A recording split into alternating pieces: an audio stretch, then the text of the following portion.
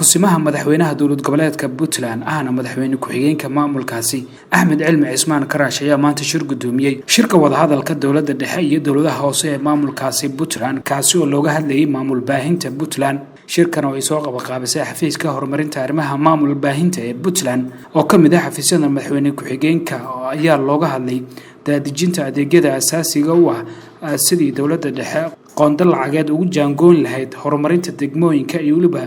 dhisida golayaasha deegaanka ee degmooyinka kulanka ayaa sidoo kale waxaa ka qayb galay wasiirada wasaaradaha bahwadaagta laha mashruucan horumarinta degmooyinka ee maamulkaasi Puntland kusimaha madaxweynaha dowlad goboleedka Puntland ahna madaxweyne ku-xigeenka maamulkaasi Axmed Cilmi Cismaan Karaash ayaa madashaasi waxa uu ka jeediyay hadallo kooban hoos baan ugu daadagaynaa haddii alla yiri qolatan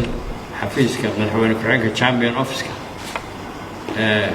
ma filayo kama aan filayn inuu iska noqdo daawade ama shirarka inuu maxay tahay moderate gareeyo laakiin waxa loo baahnaa waxyaabaha cabashooyinka inuu ka marxaati furo oo wixii looga baahnaa xafiiskan isaga ay maanta wixii la gaari karo waa meeshooda laakiin inuu xafiiskan isaga ahay inuu maanta maxay tahay hawsha uu ku leeyahay ka qabsado ayaan filayay waana iman doontaa haddii alla yidhi runtii shirkii inoogu xigay intan wuu ka weji wanaagsanaayo waxaan filayay kolley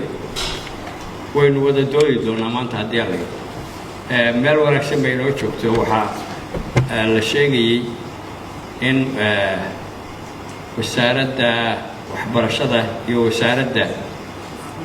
caafimaadku inay labadaba meel wanaagsan wax marinayaan baan shirkii inoogu xigay uu maxay ahayd halkaasay inoo taagnayd ma filayn horumar baan filayna maanta iyo wixii dhiman oo aynu dhammaystiro ama meel gaadhsiino aad iyo aad baan uga xumahay waynuna xisaabtamaynaa haddii alla yidhi sida axmed sheegayana u kala kici mayno dowladaha hoose runtii magaalooyinka waaweyn oo kale waxaan filayay maanta inay iyagu isku filan yihiin oo ku filan yihiin shaqada lagu wareejiyo ay ku filan yihiin waan maqlayo wasaaradaha cabashooyinka imaniyo degmooyinka qaar waxay moodayaan in meesha baabuur iska rogaan lagu soo rogayo wixii laakiin markii ay noqotay waxyaabo aan oo khaasatan weliba laga yaabo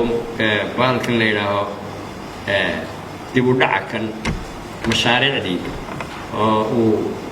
coronaviruska oo kale iyo uu keenay meel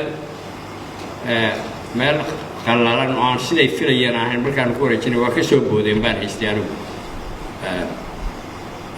degmooyinkii qaarkood marka insha allah waxaan rajaynayaa maanta waa u wada fadhinaa waa doodaynaa waa maxay ahayd waa isqancinaynaa waxaan rajaynaynaa maanta inaynu meel aynu ognahay oo madal ah aynu kaga tagno mashruucan isaga ah iyo wixii ka dhiman dhammaystirkiisa aad iyo aad baad mahadsantihiin